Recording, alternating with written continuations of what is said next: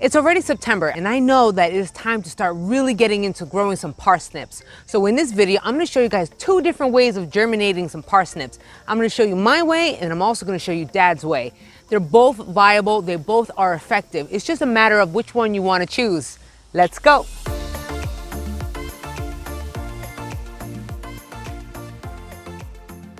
What's going on, my plant peoples? I am the ADHD gardener, where I use gardening, houseplants, and humor as a form of mental health therapy, and I gotta plant some parsnips. Now, I already started planting some parsnips and carrots already in the back of the row, but being that I'm pulling up these kale, I have a lot more space to plant more parsnips. Before we get started, I wanna let you know that I'm on other social media platforms. I'm on Facebook and Instagram. You can catch me on the ADHDgardener.com, and I also have a Patreon, so just look out for that one. Back to the video. Now, when it comes to germinating seeds, you can actually germinate a few different ways. But the problem is that some plants don't really take to certain germination methods. Now, when it comes to parsnips, and also this applies to carrots as well, they do not like to be started in seedling trays. They just don't like it. It doesn't transfer well. So that is why we're always saying to just plant directly in the ground. Now, growing directly in the ground is what I've been doing. I just go into my garden beds and I'm just gonna be planting those seeds directly. But with planting seeds directly, you are gonna come across a few different problems. That is where my dad comes into play, because he's germinating his parsnip seeds a different way. But we're gonna get to that later. For right now, I'm gonna be sowing my seeds my way in the ground directly. Chippy's just chilling in the garden. Before you plant anything, I like to add my compost to the soil, because that's going to encourage a lot more nutrients, and it's just going to provide a lot more good stuff for your seeds. Yes, Freddie, I hear you crowing. Once you guys, oh, Freddie, come on. Once you have some fertilizer or some compost in the ground, then you're really good to go. It also rained last night, so I don't have to worry about like dry soil. So it's going to be a lot easier to plant the seeds. I mean, you could plant them when the soil is dry, but you're going to need to wet up the soil anyway, regardless.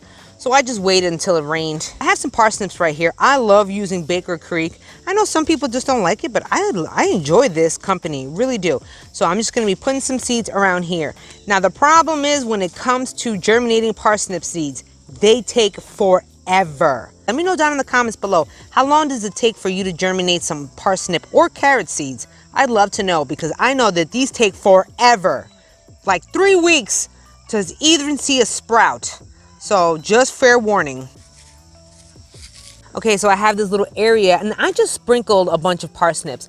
They are a lot larger to see in the ground, so I'm just kind of like sticking my finger and pushing them in the ground. Now remember, my soil is a lot looser, so I'm able to push into the ground. And also it has, it has compost in the ground too. So it just really makes it a lot better space to just kind of poke them in the ground. Now I have this irrigation here that's also going to help with providing a lot more water. But in germination phase, when you're trying to really get them off the ground, that you're going to need a lot more than just regular irrigation, especially if you spread them around all over the area. So they work great for like larger plants. But when it comes to just first starting them out, you're going to need a hose and just really keep this, this area saturated with water. If not, you're going to be staring at that ground waiting for these little parsnips to pop up out the ground, and it's going to take you a long time. But just letting you know. One more thing to note, I actually have 2 containers. These are storage bins that I filled up right here, and they have parsnips growing right now too. I've grown carrots in here and parsnips. The difference is with the containers though, is that I actually added some sand. Now, you don't have to add sand if your soil is already loose. I added a good amount of sand, but not too much. I wanted obviously more soil, but the sand will encourage more loose soil, so it'll be easier to pull up the carrots. You don't have to. Now remember, if you have a clay soil, you are not going to add sand. It's just going to make the soil more dense and hold on to it and not drain. So if you have clay soil, no sand. But if you're using compost or other loose, soil, you can stand to just add some more sand. Look at the little white specks or whatever you see on the ground.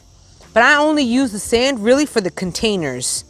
That's really about it. I don't know, I just wanted to see if it works, but it actually kind of does. So I didn't have a problem with it.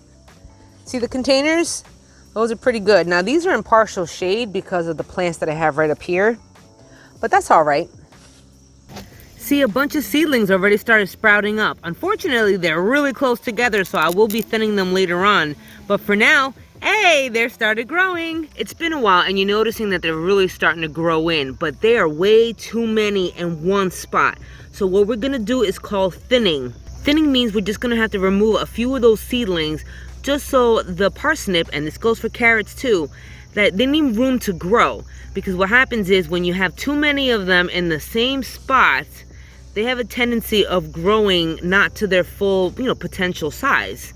They're gonna be really thin and it's just not gonna be good. So you're just gonna kind of basically remove excess seedlings. Give them some space.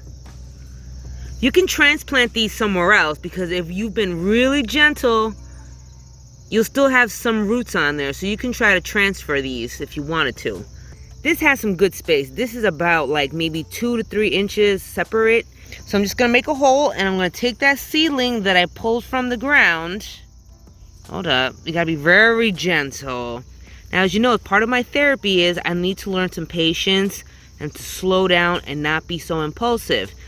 So doing this, as much as I know it's tedious and laborious, I have to just learn and go with it. Go with the flow. Look at that. There we go.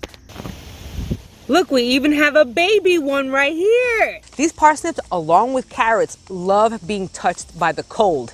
They tend to get a lot sweeter, so this is like the right time to grow them. Pre-germinated like these. These are the parsnips. Ooh, I like that. July 26th, I put them in. Today is what? I don't know. August 26th. A month? A month. Took a month to germinate? Oh, but look, I mean, I'd say that's not bad. It's not, but for a freaking month? Well, what else you got to do? You just put them in there and put them in the window and forget about them. Well, that's true too. Check up on them once in a while, make sure they're not dried up. Oh man, are you You see? Are you gonna seed some now? I'm gonna plant them now, but it's so tedious. not well. The planting of them is tedious. Yes. Oh, so what are you doing? What'd you put in there? I put about 10 or 12 buckets, 5-gallon buckets of compost. Uh-huh. And then another couple of buckets of my other compost that I make from kitchen scrap. What do you think, Jackie? Yes. Let's go. Let's start here. Hello. Okay? Look. Well, you better stop picking my stuff. Oh, look at you. I saw this guy on YouTube, and he basically breaks up the soil real good so that the parsnip. Imagine if I get a parsnip this big. I'll be happy. That's what he got. I watch him quite often. Homegrown veg. So and then after that, then we'll fill it in with, some compost. I just want to like break it up and give them a good. I did this with the corn. It actually worked out pretty good. I'm not gonna lie. I think this is incredibly tedious. Tedious and boring. Okay, what do you think is more tedious? Doing this or weeding? I mean, not weeding, but what they call it? Thinning. Oh, wow. That's tedious and boring, too, thinning. I don't thin nothing. No, you don't thin it because you purposefully spend your time in doing it like this. You're darn right I don't.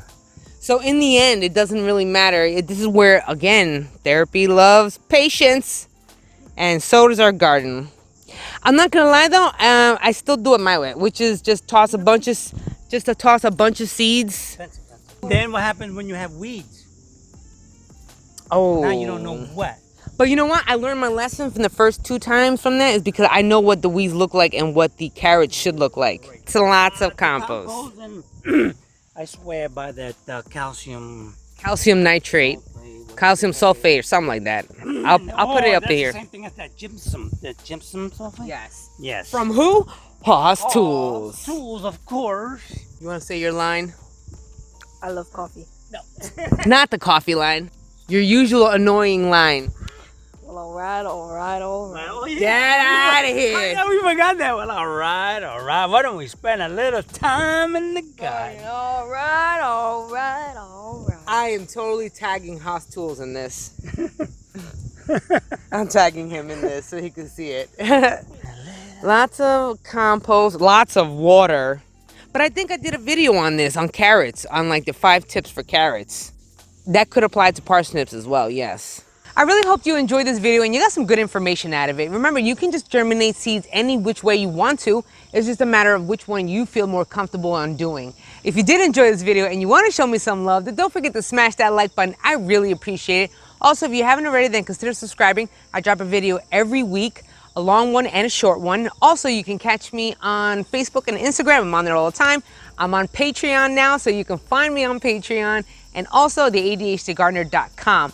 Until the next episode, you guys, where you and me both are going to be growing our happiness one plant at a time, one day at a time. I'll check y'all later. Peace and love.